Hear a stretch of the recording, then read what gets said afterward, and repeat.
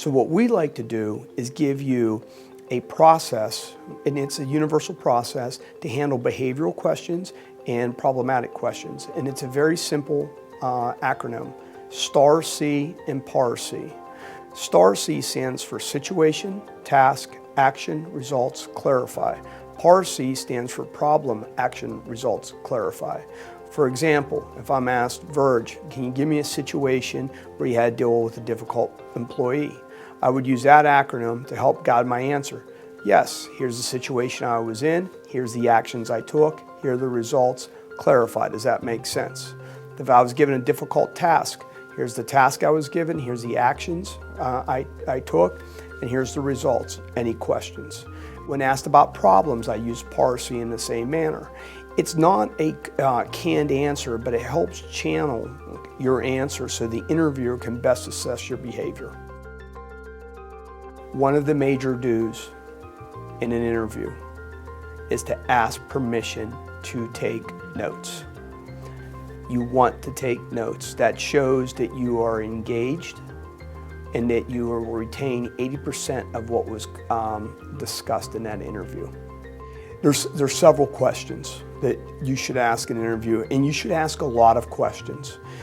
The first question is, tell me why you're here.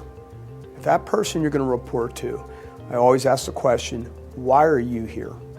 The second question is, give me the characteristics of a high performer in your culture.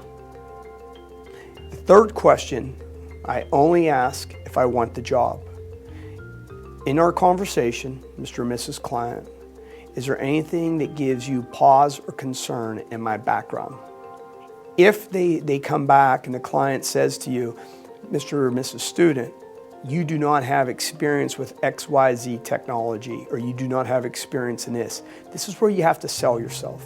So there's 3 simple steps. You take away the concern.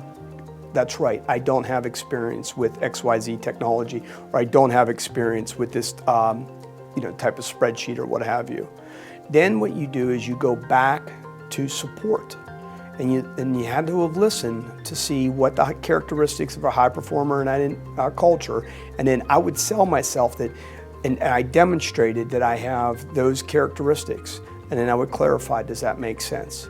So you take away support, clarify, and that's how you handle that number 3, because that objection that's thrown on the table by the client, that is the reason why they're probably not going to hire you. What a lot of people don't realize is that follow-up is just as important as the interview or the prep. It is a key component in the hiring process. It tests the student's sense of urgency and also willingness to do the job. If a student doesn't follow up, they won't get the position.